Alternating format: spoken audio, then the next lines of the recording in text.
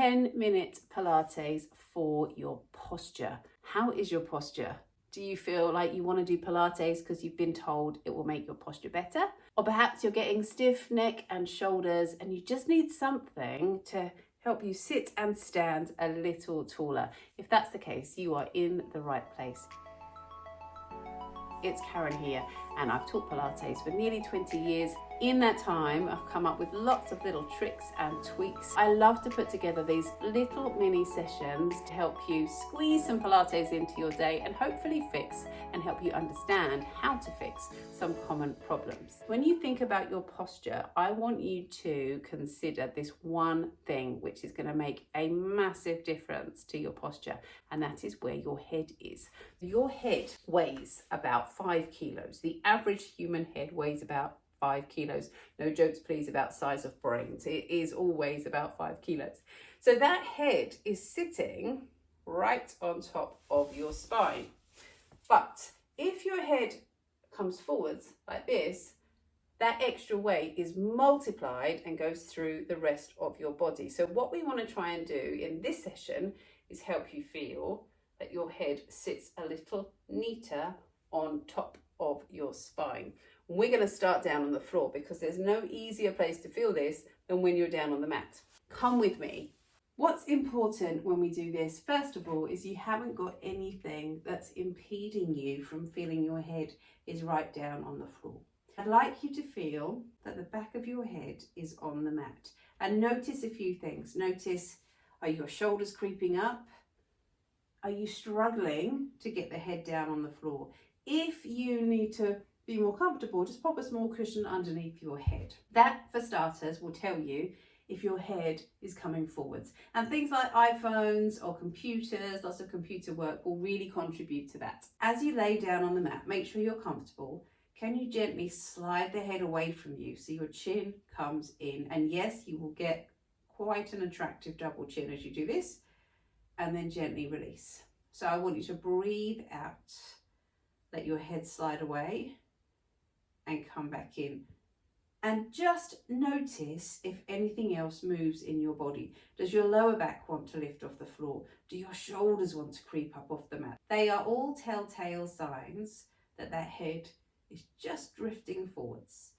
And then as you hold here, allow your head to roll over to the side and come on back, over to the other side and back. You might think if your neck and shoulders are stiff that you need to do this forward stretch. Actually, what we need to do instead is think about lengthening through the back of the neck. So rather than coming to there, if you draw your chin down, can you feel that stretch in the back of the neck?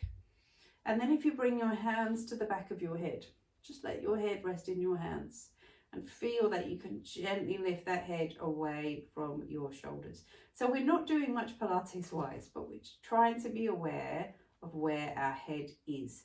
If I were to ask you now to lift up from your bottom rib, now this is where a lot of people with that forward head posture and that tightness here find this really hard. And it's not because you're weak, it's because these are so tight that they want to take over. Letting your head come into your hands and allowing your head to rest. See if you can allow yourself to lift up a little bit more from the ribs and perhaps feel this work much more in your tummy. So if you can get this working, that's going to help support your neck and shoulders. And then we'll come back down to the floor. Bring your hands down by your sides. And I want you to press through your feet and lift yourself up into a bridge now. So let your tail come under, bring your thighs in towards each other. Press into the backs of your arms and notice how those ribs lift a little as you do this. Again, make sure your chin comes in. All of this whilst working the back of your body is lengthening out through the back of the neck. And again, if we're in that forward head posture, the chances are we're a bit more dominant through the front line of the body and don't work the back quite so much. That's a big generalization, but I'm on YouTube. I'm not seeing you one-to-one. I have to make a few generalizations, so forgive me. Feel your bottom working. Feel the backs of your thighs working. Feel the arms working. Can you feel that? And how does that neck feel? Slowly roll back down towards the mat. Then from here, again, if we're coming forwards with the head, we want to try and feel that we can extend those ribs. So let your hands come up over your shoulders. Then bring your arms up over your head, and as you do, allow your ribs to come in towards your chin, and then slowly bring your hands back down. We're going to bring your arms up. We'll breathe in and slowly bring those hands back down. Notice I allow my ribs to lift, but as my ribs lift, I allow my chin to come in towards my chest. And then as my hands come back down, I allow my ribs to be heavy and glued down to the mat. Once more, breathe in, come up. Exhale, come back down. Let's change angle now. So now we have a greater awareness of that head posture. When we come to exercises like this, you'll notice if you're here, if you're there, if you're there. I want you to feel from your hands and knees, you can allow your shoulders to come away from your ears and then just gently draw your chin in. If I were with you in class, I might pull on your ponytail and draw your chin down. So you bring your hand to the back of the head, gently look down, and then come back down to the floor. It will feel a bit stiff at first, but try and hold that position. Let your toes come underneath you, and then lift to your hover. Now, does that feel a little bit different to where your head normally is? We need to work the muscles in the back of the neck. Again, eyes down, toes under, lift and hover. Come back down to seated. At this point, we want to feel lifted through your spine. Can you see that? Now, a lot of people will find they can't sit in this position. They're here. And again, they think, my posture's dreadful. It's not. It's just that you can't sit like this. And that could be because of a lack of core strength. It could be because of a lack of movement through your hips. What I would suggest, if you can't sit like this, sit on a cushion. That will make it a little bit easier for you, so that you can draw your chin in and feel that length through the back of the neck. So once again, we bring your hands to the back of the head, and I want you to feel like you can lift up and notice that you can get taller and longer through your spine. Then let your hands come down by your sides. Gently press in, lift the ribs up, draw your chin down. Can you start to feel the middle of your back working? Now, this might look awkward and it might feel awkward. I'm not going to suggest you walk around like this, by the way. It is just to try and train those postural muscles that help you to stand up straight. Let your arms come out in front of you. Hold. And these are all exercises that you can practice to help these muscles that keep your spine upright. Let's take it to the wall. And a bit like the floor, the wall is really helpful to help us to know how we are sitting or standing. I want you to feel the back of your pelvis against the wall, then the ribs, then the head. Let your hands come out by your sides. Gently draw your chin in. Hold that position. And then can you bring your arms forwards and hold? Can you let your shoulders come away from the wall, but leave your head just where it is? And then let your ribs come back down. Again, we gently let your ribs come forwards. It might not feel like you're doing much, but as you do this, can you feel those muscles around the back of the body? And then back in. Then from here, we are going to come down onto the floor.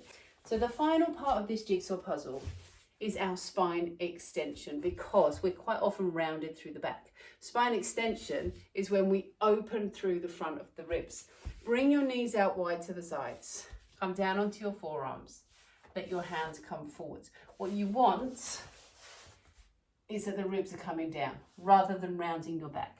You may need those hips a little higher so that you can come on down towards the floor. And we hold here for a breath.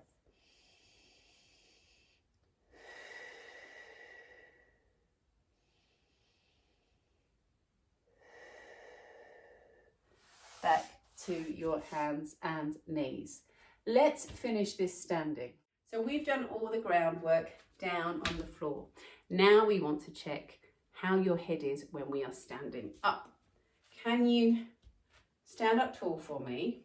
Bring your hands to the back of the head and feel that you gently lift the head up, but at the same time your chin drops down. So we're not doing that.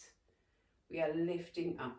Lift from the crown of your head. Gently draw your chin in. Feel that you can take the weight of your head in your hands and lengthen. And then we come over to the side. Come on back.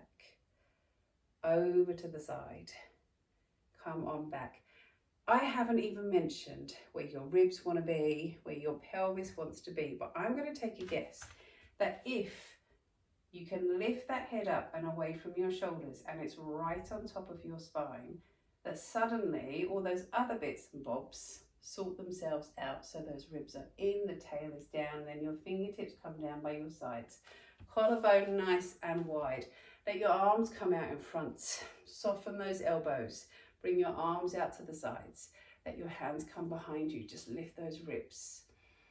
And then we'll take a deep breath in and slowly come on down.